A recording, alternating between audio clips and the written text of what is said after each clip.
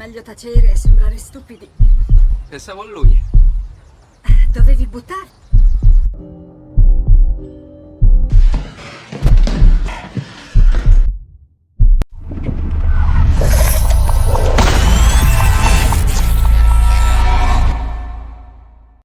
Film dibuka dengan menampilkan seorang pemuda bernama Charlie yang sedang jogging di sekitaran pantai. Saat itu, pandangannya mendarat ke arah wanita bohai yang diketahui bernama Miranda. Charlie yang terpesona dengan lekuk tubuh Tante Miranda segera menghampiri wanita yang baru saja selesai berenang itu. Tante Miranda pun menyambut baik kedatangan Charlie yang mengajaknya berkenalan. A volte è meglio tacere e sembrare stupidi. Pensavo a lui.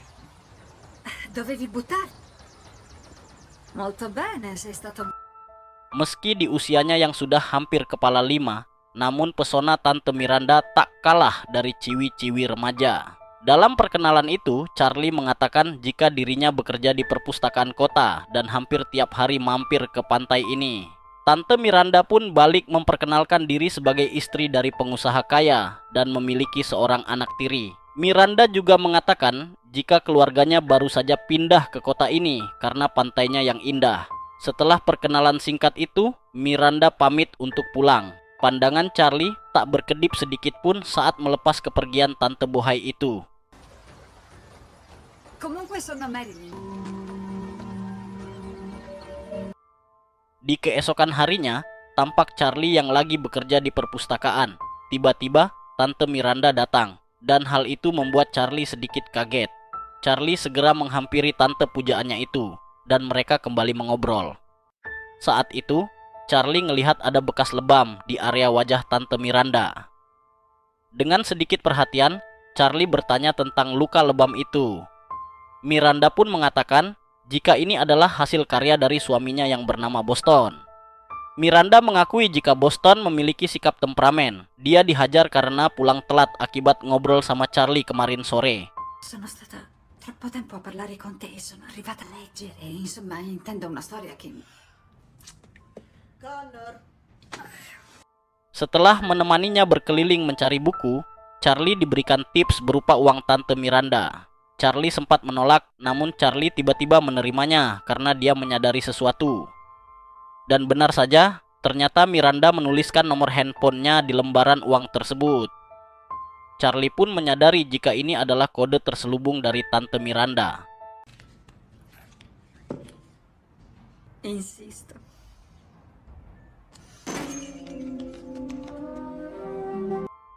Di keesokan harinya, terlihat Charlie yang sedang ketemuan dengan seorang pria bernama Craig yang merupakan petugas pengawas bebas bersyarat untuk narapidana. Usut punya usut, ternyata Charlie ini baru aja bebas dari penjara. Beberapa hari kemudian, saat bersantai di pinggir pantai, Charlie mencoba menghubungi Tante Miranda. Charlie berterus terang jika dia sangat merindukan tante muda itu. Meski merasakan hal yang sama, Miranda meminta maaf karena tidak bisa menemui Charlie karena dia sedang bersama anak tirinya dan menunggu kepulangan suaminya dari luar kota. Sì, questo... Ma adesso è qui con me. Ricento oppure preferisci che... Besoknya di tempat Charlie bekerja, tampak Charlie yang sedang berkenalan dengan karyawan baru bernama Nessa. Dalam perkenalan itu, Charlie mengutarakan hobinya yang rutin jogging di pinggir pantai. Dari sorot matanya, tampak jelas jika Nessa ini menyukai Charlie. Namun tak berselang lama, Miranda tiba-tiba datang bersama anak tirinya yang bernama Anneke. Charlie yang sudah diliputi rindu seketika meninggalkan Nessa untuk menemui Miranda. Dengan mengikuti protokol resmi perpustakaan, pria ini bertanya kepada Tante Miranda, "Apakah ada yang bisa saya bantu?" Miranda mengatakan jika anak tirinya sedang mencari kamus bahasa Rusia. Charlie pun mengarahkan mereka ke lantai bawah. Namun saat akan beranjak, Anneke tiba-tiba meninggalkan tempat itu sambil berbicara di telepon. Jadilah Charlie dan Miranda yang ke lantai bawah untuk mencari kamus itu. Ketika Charlie sedang sibuk mencari kamus, secara tiba-tiba Miranda mendekatinya dan memberinya ciuman. Charlie sempat khawatir, namun Miranda yang sudah kepalang tanggung langsung melumat ikan lele milik Charlie.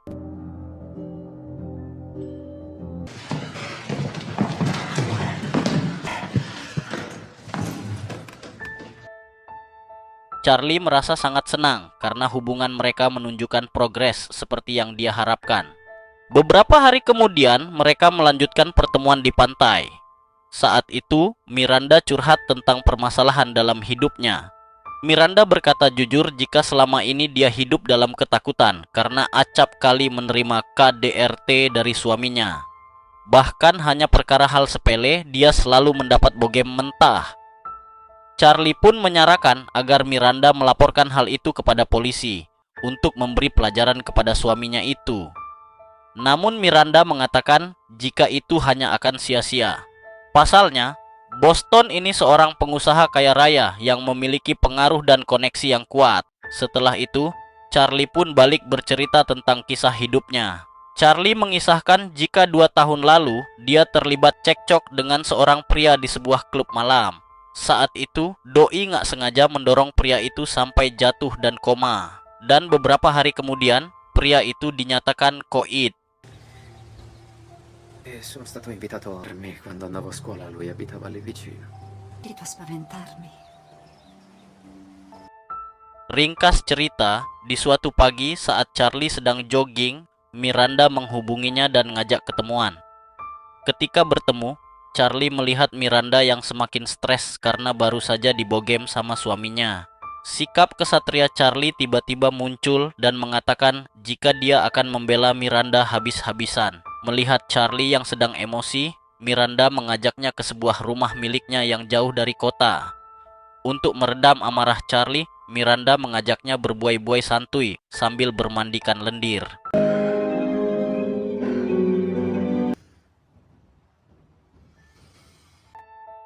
Ringkas cerita, beberapa minggu kemudian saat Charlie dan Nessa akan pulang dari perpustakaan, mereka bertemu dengan Miranda yang sedang bersama Anneke dan kekasihnya yang bernama Robert. Saat itu, Miranda tampak cemburu melihat kedekatan Charlie dan Nessa. Beberapa hari kemudian, Miranda kembali menghubungi Charlie.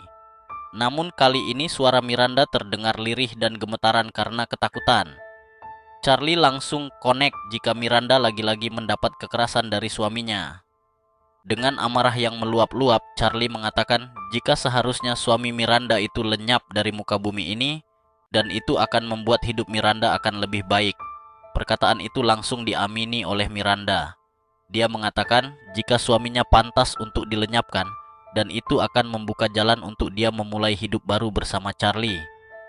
Akhirnya malam itu, Charlie mulai menjalani rencananya bersama Miranda. Dia menyelinap masuk ke rumah suami Miranda menggunakan topeng. Namun saat masuk ke kamar, Boston tidak ada di sana. Yang ada hanya sepucuk pistol di bawah bantal. Charlie pun turun ke bawah dan berniat meninggalkan rumah itu. Namun tiba-tiba terdengar suara dan ternyata itu Boston. Mereka pun akhirnya berhadapan langsung dan terjadilah pertarungan yang sengit. Boston berhasil menggiring Charlie ke kamar dan kemudian meraih pistol, lalu mengarahkannya ke Charlie. Nasib Charlie benar-benar di ujung tanduk, namun tiba-tiba Figa di puttana. Prego. seseorang mendor Boston dari belakang dan membuatnya koid. Dengan cepat Charlie meraih pistol di tangan Boston dan menodongkannya ke arah penembak itu. Ternyata orang itu adalah Robert, kekasih Anneke. Saat itu Robert mengatakan jika Anneke pernah cerita soal barang-barang mahal milik ayahnya yang ada di rumah ini. Pernyataan itu membuat Charlie tersadar. Jangan-jangan Miranda dan Anneke sudah manfaatkan mereka dari awal. Charlie yang tak ingin ada saksi yang tersisa, seketika melepaskan timah panas ke arah Robert, hingga pria itu ikut koid. Setelah itu, Charlie meletakkan pistol itu ke tangan Boston, seolah-olah telah terjadi tembak-tembakan antara mereka. Beberapa hari kemudian, Charlie yang akan keluar dari rumahnya seketika dikepung oleh Craig bersama beberapa polisi. Craig menjelaskan jika sidik jari Charlie ditemukan di tubuh Boston dan mereka harus membawa Charlie untuk ditahan. Namun saat Craig akan menangkapnya, Charlie nekat melawan dan kabur ke arah pantai.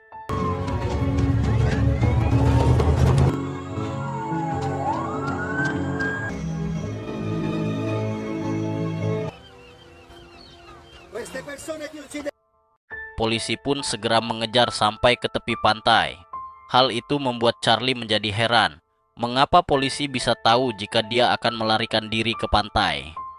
Craig pun mengatakan jika ada seorang wanita yang memberi info ke mereka. Akhirnya Charlie benar-benar yakin jika dia telah terjebak dalam rencana busuk Miranda.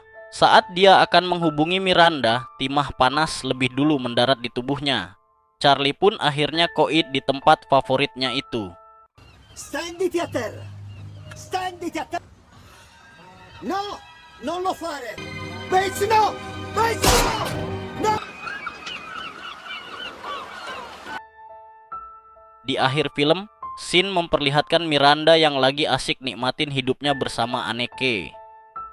Disinilah terungkap jika Miranda dan Anneke ini ternyata adalah pasangan lesbong. Mereka merencanakan semua ini untuk menyingkirkan Boston dengan menggunakan tangan Charlie dan juga Robert. Film pun selesai.